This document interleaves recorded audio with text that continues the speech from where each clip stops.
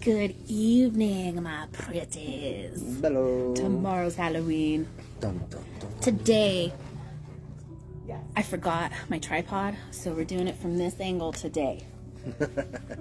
And we're gonna check up on some stuff that we were doing beforehand, the plans and ideas that we had in place and where we're at, and hold ourselves accountable. And kind of just do a check-in for not just our growth, but where else we still need to learn to let go of, because we are in fall. This is the time to do the shedding of things. But yeah, without further ado, accountability. So, I lost my place. We were discussing stuff beforehand. Well, I mean, I just want to get out of the way before I forget. I finally did some researching into my habitat stuff for my lizard, and now I've got to go learn more about terrariums and other things that are associated to that name that I can't remember, as well as the natural habitat of a moon lizard, and then work from there. So there's some progress there. I realize I got some more studying to do, and that's kind of bombs, but also, like, I've got my next step down, and I'm gonna watch this thing crawl until it runs. Until it runs? Yep. The whole project? Yep. Because eventually I'll get enough momentum. I was gonna say, does your lizard run? It does. I was thinking on its back legs. You know, it runs so obscenely fast, I feel like if you blink, you miss it. You see it move, but if you blink, it's already. It reminds me of the size of like an anole lizard. They're like super small, but they're quick as hell. Quick. Like, I'm glad that my lizard doesn't try to actively escape, because it can climb up the glass walls I have now discovered. I mean, it is a gecko. So that was a good picture, though. It was. You should share it in the group so you can see his lizard. His little paws. Her little paws. Yeah. Exciting stuff. So, a little bit of progress, which is great. Holding myself accountable there. I could have definitely done a lot more with it.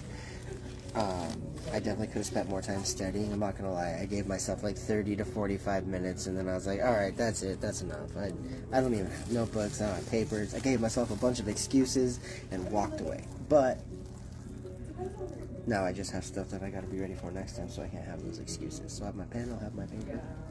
Excuses. It's like, where do you show yourself grace and where are you procrastinating? Right. Because, like, I had my whole 4-day weekend, and I was gonna declutter, and I did not do what I had hoped to do. But I didn't feel the least bit guilty about it, because I was taking my time off and I was just decompressing and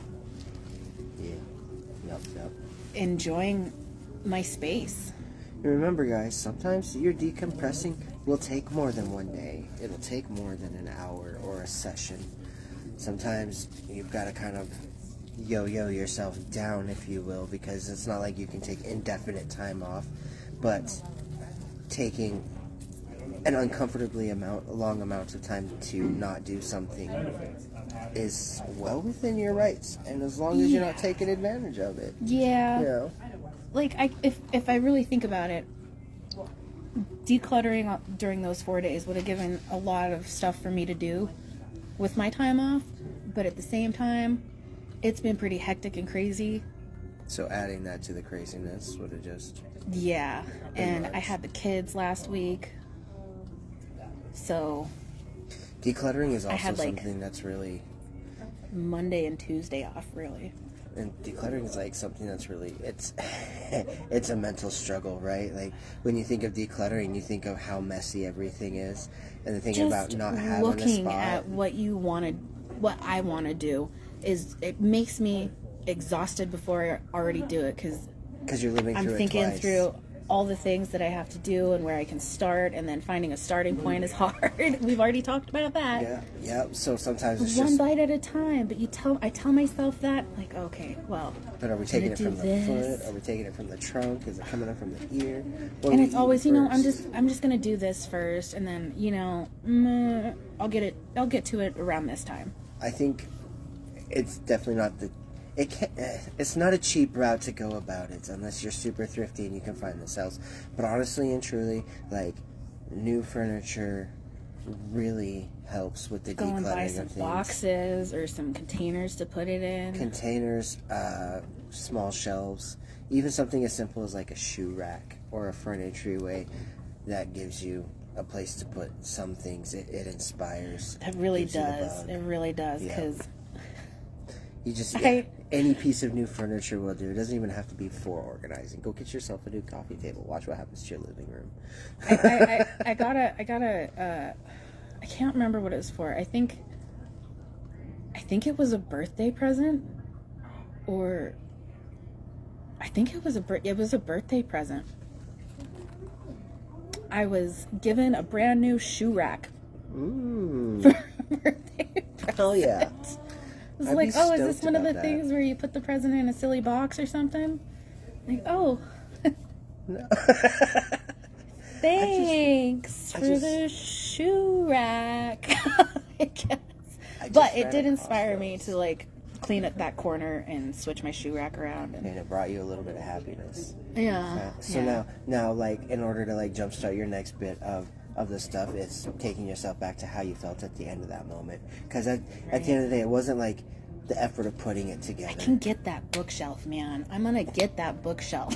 Yeah, just one of these times. Go get a bookshelf. Go find one at an antique shop. Go find one at a thrift store. I'm gonna get boxes. What kind of boxes? Probably cardboard boxes, because have you seen?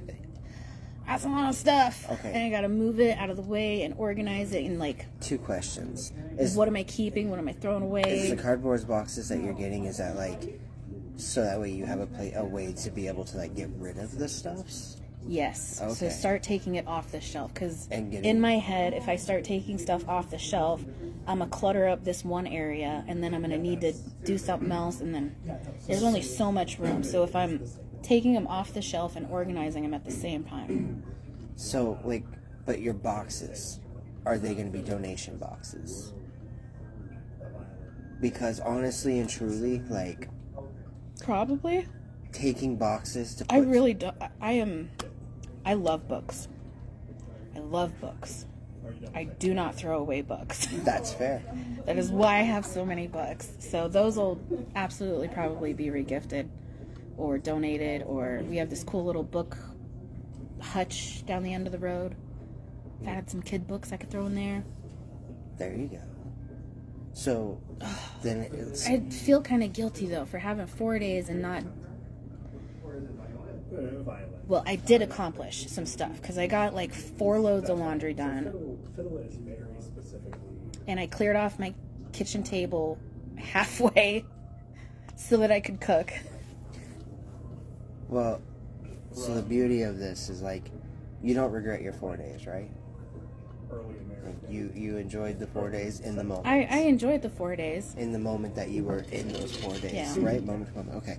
So if you enjoyed yourself for those 4 days, then allow yourself to have those 4 days. Those 4 days were yours. You enjoyed them. That's great. Now you jump to the guilty side of it, where it's like, I could have done more. Great. That's awesome. The fact that you feel like you could have done more means that the next time you have 4 days, you will add more, because you'll remember how you felt at the end of enjoying the 4 days. But you can't take those 4 days away from you. You already spent them, so celebrate that you spent them. I know. I already feel guilty for spending $20. I spent it, and then I was like, this isn't what I thought it was. Well... I can't return it. I can't return it. And speaking of other stuff, over the course of my 4 days off, it was brought to my attention, like, BAM! You didn't do any bookkeeping this month. So I was doing pretty good with the bookkeeping, and I was seeing the progress I was making, and some of the places I was falling short. And I didn't stick to my guns. Payday, bookkeeping. Payday, bookkeeping. Today is payday. When I get home, I need to do the bookkeeping. But the beauty in that is, okay, before you decided to start doing bookkeeping, did you have this same conversation with yourself come bookkeeping or come payday? Where you're like, oh, it's time to budget, right? And you were feeling guilty every time, right? Yep. Okay, but then you had that 4 weeks or 3 weeks or whatever of consistency where that proverbial monkey was off your back, right? Yes. And then the moment that you stopped doing it, you instantly felt it. So the difference was so drastic that you are recognizing it right away. And now because of that, you got to weigh out your two feelings and you know that bookkeeping is important to you. You don't have to be perfect at it, but you now know it's important to you. So, and it's not so hard. Just do it. Well, and it's that whole, you know how I say the less control you have, the more control over your future you have. The less you try to control it, the more you see your options, the more you see the flow, the more you see your push. Well, it's the same thing with... Say that again? The more you force it... The more you force it, the more you try to have your own control over things. Yeah. The more energy you're spending on it, right? Yeah. But as you let go of the control you think you need to have over something, you start to understand it and you see its flow, and then you see how you can work with it to get... But I feel like it's like learning a new task. Well, you got to keep doing it and doing it. But that's perspective. Where you learn it, and then once you get good at it, then you can let go of the reins and be like, all right, we're going to do it this way. Well, but that's perspective, because honestly what you're doing is you're just learning the best way to budget for you. Right. So like you finally found something that you could be somewhat consistent at, so you've got a platform. So building routines. Routines. Well, and it's not even building routines. Like you're like redeveloping your ability with money to be able to experience the abundance you're receiving. Because remember, everything that's for you is already yours, right? You already have this money. We just don't see the money that we already have because of how frivolously we spend it by not keeping track of it. By keeping track of it, you have this power that you are giving yourself to understand the flow of money and then change that flow. But you can't understand that flow unless you keep track of it, because you've got to be able to see it. Right? So really, you're changing the direction and the flow of how your money is handled. And when that happens, you're going to have so much more that you'll be able to have access to. So that's the beauty of letting go. Finance is so freaking frustrating. But it's baby steps, and you're already doing great. Like, you've already got the ball rolling. So you're already doing 100% better than you were 3-4 weeks, a month ago, 2 months ago, 6 months ago. And right now, it's not about seeing the results. So it's not about seeing the money saved. Right now, it's about seeing the habit that you're creating. You're learning the process. You're enjoying the process. That's your success. That's my takeaway. And the success of doing the process will be your takeaway until it becomes so apparent or so second nature that you see the exact results of it, because it's built up enough to show you in more lump sums than at the beginning. Because at the beginning, saving $5-10 here, you don't see it. When you say no once or twice to your coffee, when you say no once or twice to eating out, you don't see it. It's already reallocated somewhere else because you're too busy spending, because that's what we do.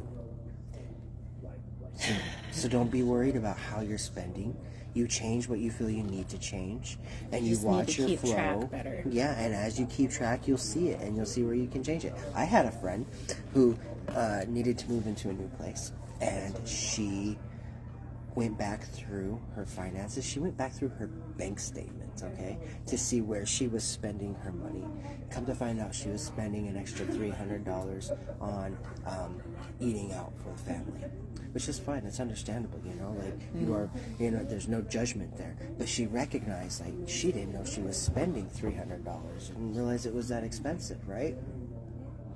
But because she saw that, she now has the power to reallocate that $300 a month into something that she needs to be able to further her future. And she's taking that step. She has that level of responsibility.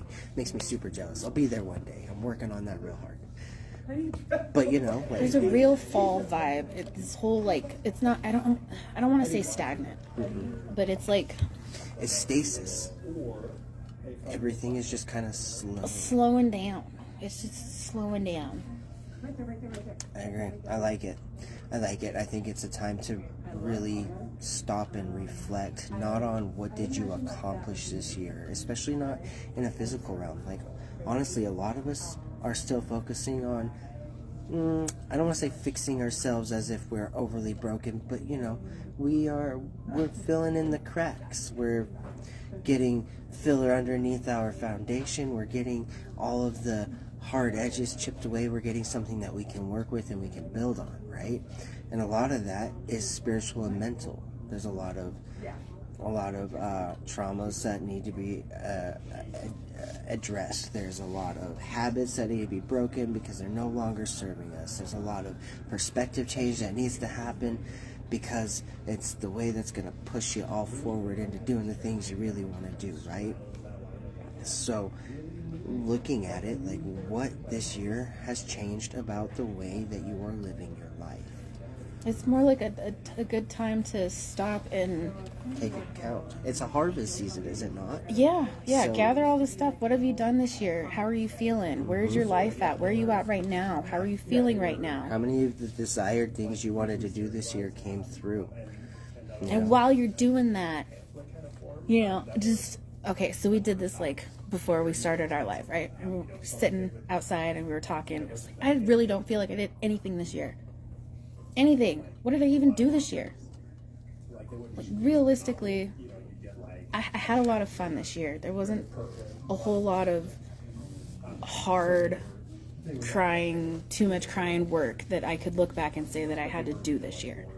But a lot of the things that I wanted to do happened, and there was a lot of growth that, I don't know, like a breakup or moving, not as big as that to where it stands out, but still momentous. Yeah. Yes. A lot of the things that happen this year is the way that I want my life to go. I want it to continue to happen like that. And I've over the course of the year, I've really enforced my boundaries really well. I started this group and it has grown, and it's beautiful to see all the people popping in and saying hi and sharing stuff in the group. Trying to find our flow. Yes. Trying to figure out this whole thing. A lot has happened for me. So it's laughable now to think that I walked outside and said that I didn't do anything this year. But there again, it's perspective. Like, you really got to be mindful about how you're talking to yourself. Like, how you're seeing things, how you're questioning yourself. And it's not to say, it's a slippery slope. You get to a point where you can excuse away a lot of your own stuff depending on how you ask yourself how things go. But in the same right, asking yourself or talking to yourself from multiple perspectives really allows you to find alignment. You'll see which one really hits home. And if it's not something that's actually true, well, then at least you want it to be that way, or that is the truth you recognize. So work towards it. Like, everything is a tool. Nothing's here to make your life hard. We just feel like it's hard because it puts us in uncomfortability. Yes, uncomfortable situations means growth. And I don't know. I feel like it really makes a difference going out there and saying that nothing happened, and then reminding myself that there are plenty of things to be grateful for the year. So focusing on those things that I am grateful for also brought me to acknowledge the growth that I did have this year, the things that I did work on. I didn't have to work as hard at boundaries as I did a couple years ago because it's gotten easier. But it's still hard, and I still did it. And recognizing those changes and those accomplishments, I lost it. It disappeared. It fluttered out the window. It's gone. It might come back. At the same time, though, recognizing where I could have done better, or recognizing where I wasn't happy with where I'm at, gives me a good springboard to where I want to be. And when you're doing those things, when you're making those recognitions, especially about the things that you want to change about yourself, don't get caught up on what it's going to take and the amount of effort. Like, get caught up on one little detail. This is the one thing that I got to do to make it happen. It's kind of like dishes. If you tell yourself to wash one dish, are you really only gonna wash one dish? Odds are you're not. And if you are only washing one dish and you're not going past that, then you know you are absolutely spent and you don't have any more to give. And that's okay to recognize that and allow that to be. But it's the same thing. You pick that one thing that you really want to change, want to see different, for good, for better, for worse, whatever it is. It doesn't have to be to change who you are. It could just be to give your life a little bit of flavor, to get out of your routine. Just one thing. Just pick one tiny little minuscule thing, and don't let your brain tell you, oh, well, it doesn't really matter. Oh, what if this isn't the starting point? What if it is the starting point? What if it's a different starting point that allows for new things to happen? Like, your what ifs can go whichever way you want, so feed the reality you want to see. And do it with confidence. And without expectation. Without expectation. When you start expecting to see results, especially immediate results, you're just setting yourself up for disappointment. I feel like that's where acknowledging or being grateful for the things that you already have or the way that things go helps. Because, I don't know, I feel like the lens that I was looking through thinking back on the year is from where I'm at now. And right now I'm working on bookkeeping and budgeting and looking at getting a house at some point. And from that lens, looking back on the year, I didn't prepare to get a house or budgeting, but that's because that only came up towards the end of the year, getting a house. But I started the bookkeeping at the beginning of the year sometime, and it gives a really good idea of what happened through the year and where we can improve. So looking back on the year from the filter that I have now is not fair to me. And well, I would like to take away improve. You could say improve. It is an improvement because that's how you're feeling about it. But you're reallocating, you're realigning. Like, you're seeing the flow of your money right now, and now you're starting to slowly chip away at the avenues that you don't want that money to flow anymore or as often because it's not necessary, right? So now you're like honing the energy that is your guys' cash flow.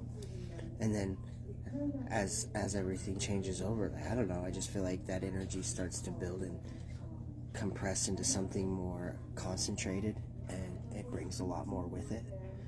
You know, like, I feel like the universe really only rewards you with the level of money that you have based on the relationship you have with your money. And as you grow the relationship you have with your money, the more abundance you will experience, because the universe will... I feel like that's why we have what we have, because I feel like we have always have what we need. Right. We might not have everything we want, but we've always had money for what we needed to happen. And if we didn't at the time, just because we needed it to happen, it somehow happened. Yes. And so that's like step one, right? If you will. Now, figuratively speaking, we're not going to say that's actually step one, but in this scenario, let's say that's step one. So then step two is taking that abundance that keeps coming your way and showing universe, showing God, showing yourself, however you guys want to perceive this, that you have the responsibility to put it towards things that will make things grow and prosper, right? Emotionally, physically, spiritually. So that's the charity work that you do, that's the time that you give, that's the opportunities that you help others seek out to make their business thrive, all of those things, you know? And so as these things start building, on top of something as simple as just like taking the money and giving it a purpose, like going on holiday or having an emergency fund, and allowing it to serve that purpose shows that you have responsibility to show your money, see it through to the end, right? And then to perpetuate that energy flow. And then it'll bring more of your abundance. You'll have more of those opportunities because it's a successful thing. And it continues to be successful, and successful is perspective, right? And if you see it as successful, then you'll be ready for the next journey, and it'll be that energy times 10 because you're already familiar with it and you're excited about it, so you exponentiate it. So you just gotta start small. Small things make big things. Pennies make dollars. Dollars make hundreds. So it's a good time to stop and, well, the word just, whoop. Oh my gosh, what was the word? It was a good word too. It was the 50-cent word. Stop and think and reflect on where you're at. Yes. So where am I at? I have found that I think it's pretty important to continue on the budgeting. So I would like to get better at that. And remember, like, if fall is the time of harvest to celebrate what you've got and get yourself looking forward to what you want to do, then winter is all about preparing all of the little tiny things for the big movement in summer. So that's the point of being excited about all the small things. You've got all winter, and winter is long, you know. Winter is long. It's short. It doesn't start until September, but up here in the north, you know, or it doesn't start until January, but up here in the north you can start really feeling the effects of winter come November. So that's when the gear down is. That's when we start just focusing on the little things, appreciating that we have the energy to do the little things, and that when spring comes around, we will have a lot to be able to just propel forward. The earth is going to sleep. Yes. Yes.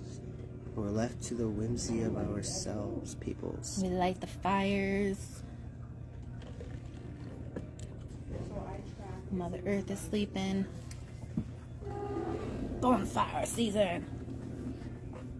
I saw something about fire that was really interesting, and it had something to do with the color of fire is, I won't say is what it is because, but they have found that orange and yellow in those same shades as what fire produces, like at a campfire, are soothing to the human mind when they are feeling fearful.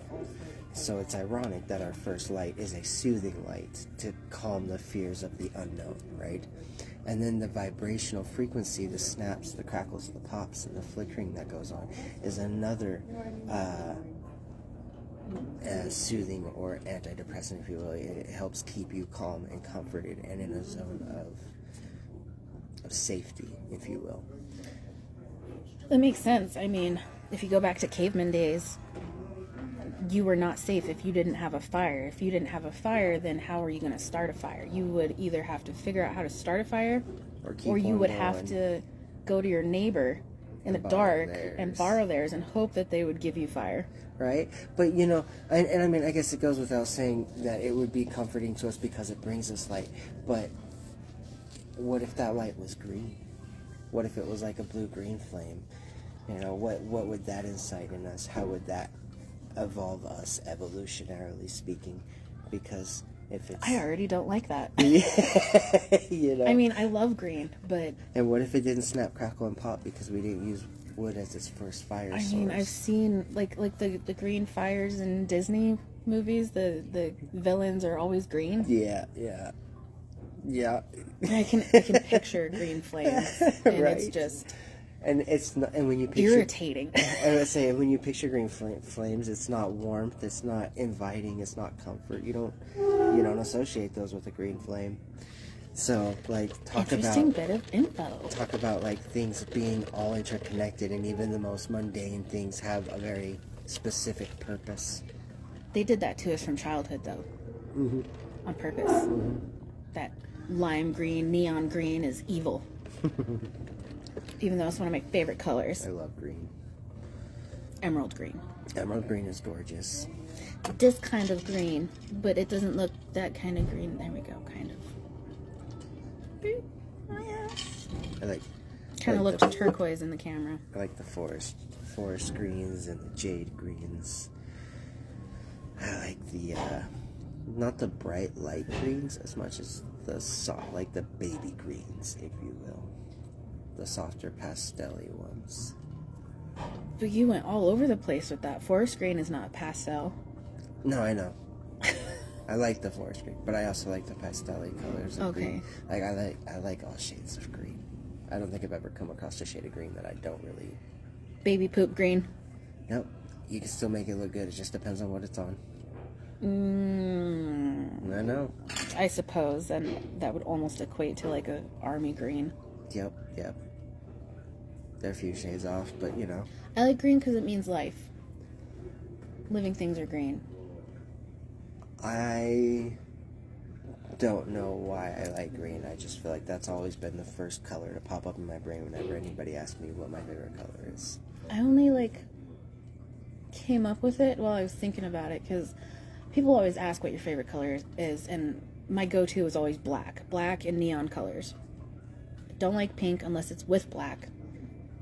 And then it was like black, blue, red, like a cerulean blue, blood red. I don't know. Like after I had kids and they wanted to know my favorite color, like black's not a color. Mom, I'm not gonna color a picture all black. Like, okay, well, what do I like? Green. Okay, I like green. Why do I like green? Oh my gosh, I love planting. Oh my gosh, the things that come up or sprout green. And then when they grow up big, they're all green. And if you see everything green, it means the plants are alive until they turn brown and yellow. That means bad things. So green is life. In spring. Yeah. I think I like Tangent green. rant. I think I like green because of the way it makes me feel.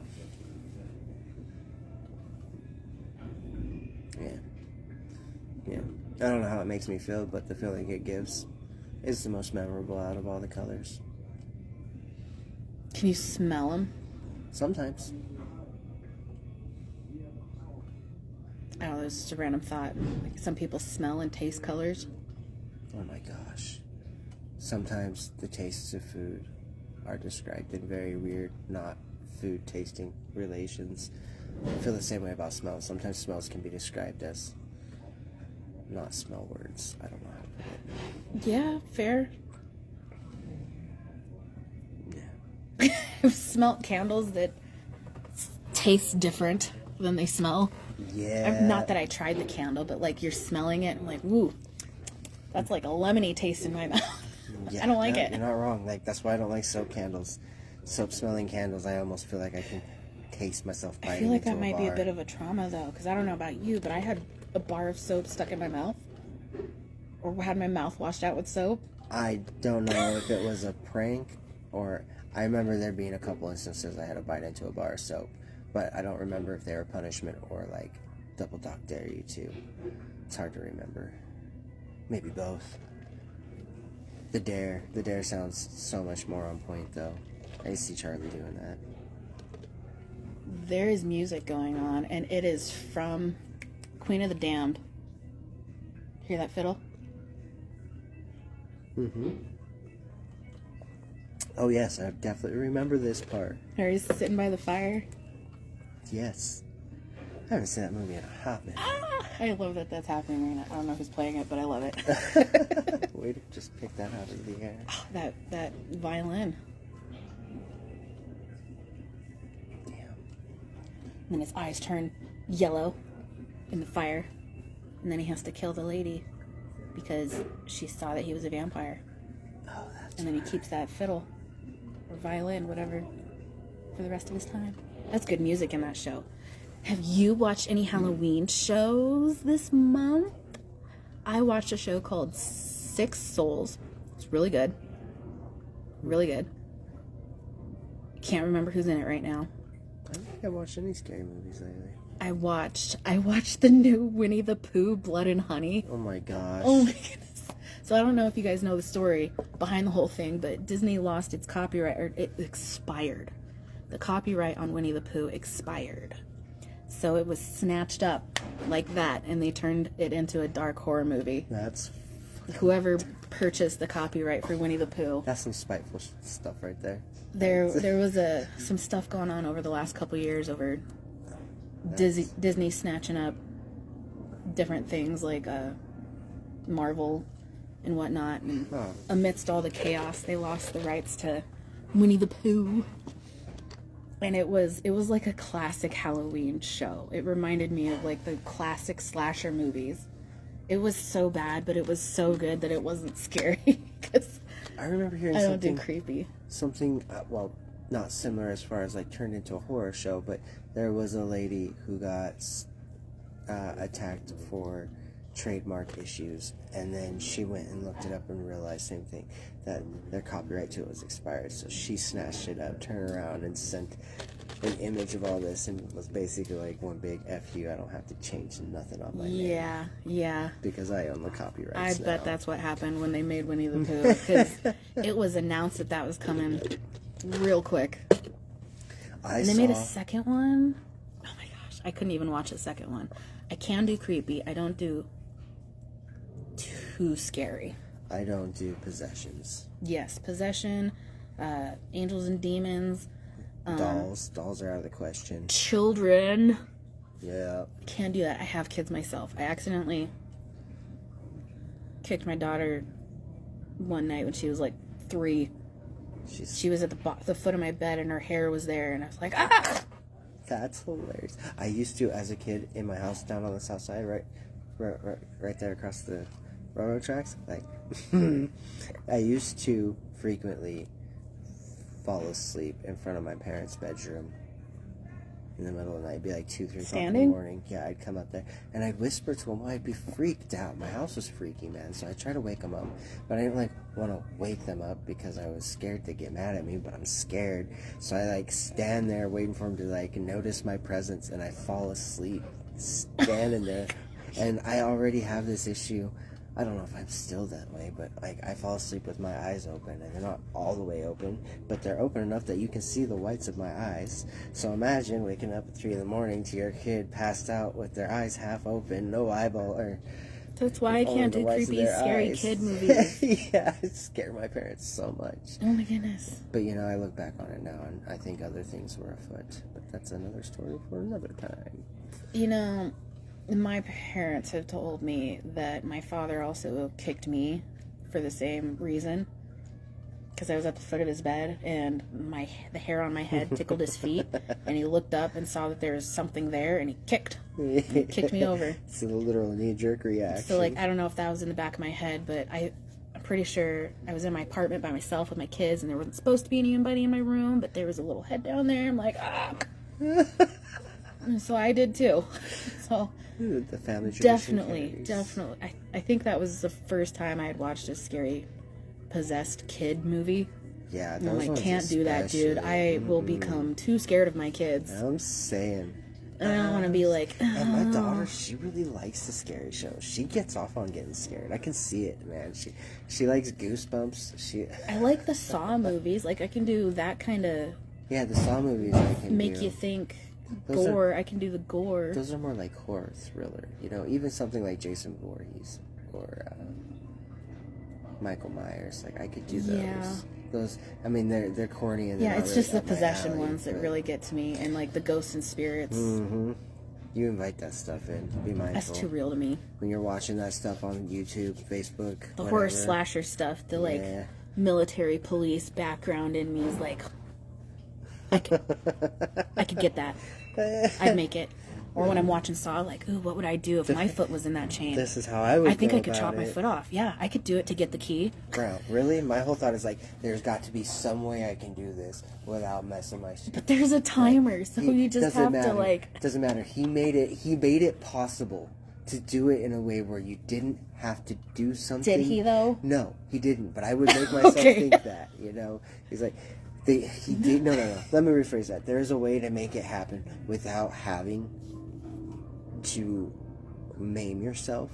He just didn't give you enough time to make it feasible.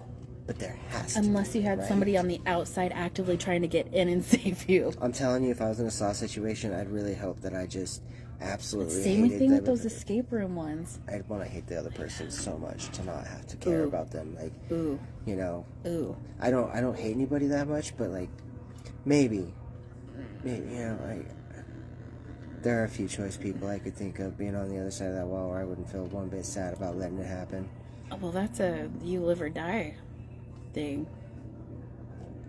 Yeah, but do you want to live? That's dark.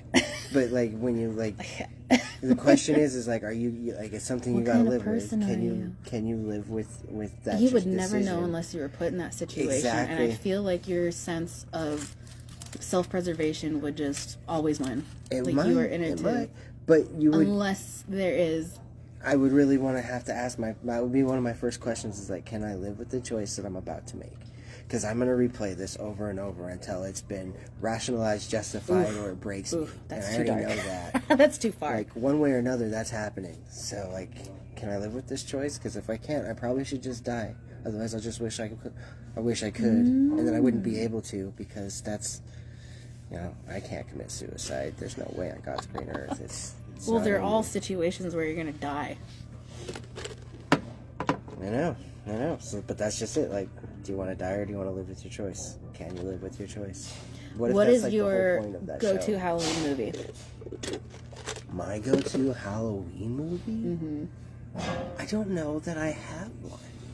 You don't have a go-to Halloween movie? Not really, no. You gotta remember, I grew up Mormon. My mom was so overly cautious about the movies that I watched. She wanted I grew up Mormon too. Did your mom want to pre-watch your rated PG-13 movies when you were 17? No, when I was 17. I had to get permission from my mom, and she had to watch the movie first before I could go see it with my friends. Which means my mom had to have the time and the money to go to the movie theater before me, so I could go see the movie I want to see with my friends at the movie theater before it's no longer in theaters. How often does that happen? It doesn't. But So you could still have a favorite movie that you watched around that time. I mean, I could, but when you've got a mom who doesn't, do you have a favorite really Christmas want movie? you doing those things? No. I really don't have a good favorite Christmas movie. There's a lot of like classics that I can remember. My favorite Halloween movie is also our Christmas movie. Is it The Nightmare Before Christmas? It is The Nightmare Before Christmas. And if I could have it as my number one, I bought it somewhere. I need to go buy it again. And I swear, if there is a movie you guys should watch, it is this one. It is my favorite Halloween movie for all ages. And it is called The Halloween Tree. The Halloween Tree. The Halloween Tree. It is not on any streaming services that I know of. Did you hear they were talking about making a sequel to Nightmare Before Christmas? I have heard that. But Tim Burton vehemently... Oh, yeah. No, you have to rent it. Tim Burton vehemently fought against that because just didn't think it would be a good fit, and the way they wanted to go about it wasn't the original way. The second one's never as good as the first. Yeah, and that was a lot. Except for Beetlejuice. That was so well done. Yeah. I don't know about anybody else, but I feel like that was a lot of homage to the... Well, I mean, you had a lot of the original actors, but like, it did it justice. It was so good, I think. So the Halloween Tree is on... Okay, you have to rent it, but it's on Amazon Prime. Is it Cartoon Network? It was on Cartoon Network. It is from 1993, and if I can show... The Halloween Tree? The Halloween Tree. That's it looks wild. like that. Looks like some Scooby-Doo animation. It is so good. It talks about the history of Halloween from different perspectives and over time how it's come to be. You've always been about the documentaries, haven't you? I guess so. I kind of know it. It was so good though because so the dude has he's Mr. Moundshrout. So he's got like a pumpkin face. He's got a really long nose and a creepy chin. That sounds really familiar. Mr. Moundshrout. The name doesn't, but the description. He has the Halloween tree and he's got a cape and all the kids have to hold on to the cape. But I mean, originally they make a kite. But then later on, they end up holding onto his cape, and he flies through time. It's great. Did you know that pumpkin carving originated from the Irish, but they carved turnips? Mm-hmm. Have you seen the carved turnips? They're creepy. They are creepy. They are creepy. Not to mention, like turnips are hard, right? They're like a very stout vegetable. They're like a carrot, right? Like. Yeah, but I feel like it would almost... Well, no, it's not going to be easier to carve, but... I want to know how many sliced fingers happen in the carving of these. Back then, people were so good with knives. You think? Yeah, I don't know. I mean, it was a very common tool. Yeah. Most kids had one by the time they were, 8, 13? And it wouldn't technically have to be sharp. Once you get through the skin, you're just, like, scratching away. Maybe. Pouring it out little by little. Yeah. Some impatient fuck got sliced. I know I would. How big were the turnips back then? I don't know, but the ones that I saw pictures of were, like, I feel like maybe that much of your hand would go around it. They're fairly sizable, but Yeah. they're still, I thought they were like this big. No, I think they're like this big. They were pretty sizable, like the size of the pumpkin pie pumpkins, the little guys that you use for Okay, yeah, pumpkin yeah. pie. By the way, if you didn't know that, the small pumpkins are made for the pumpkin pie. The big ones are pure decoration and pumpkin seeds. I have a little Samhain poem So when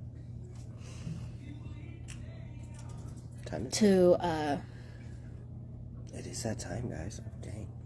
to lead you guys into the Halloween festivities, no matter what you do. And it goes like this. Tonight, as the barrier between the two realms grow thin, spirits walk amongst us once again. They be family, friends and foes, pets and wildlife, fishes and crows. This feast I shall leave on my doorstep all night. In my window one candle shall burn bright, to help my loved ones find their way as they travel this eve. And this night until dawn, bless my offering, both lady and lord of breads and fruits, greens and gourd. Dark mother, your cauldron is a well of death and rebirth. Dark father, your sword both protects and annihilates. Hear me now, as the past year slowly dies, only to be reborn again. May the good come to pass, and the bad be cast aside. With your divine guidance and protection, I step into the new year. In life, this death is death, and in death is life. Tonight we are joined again. Dun, dun, dun, dun. The veil between life and death is thin. I like it. So appreciate your life before its death, or you too will be on the other side unheard. Crying. Okay, I'll stop. You're such a goof. Crying and lamenting everything you wish you would have accomplished. Don't be scared. Step into your power. Enjoy it. Let it work for you. And with that, I say adieu. Have a good evening and happy Halloween. I don't know how to end this. Finish. Good night, guys.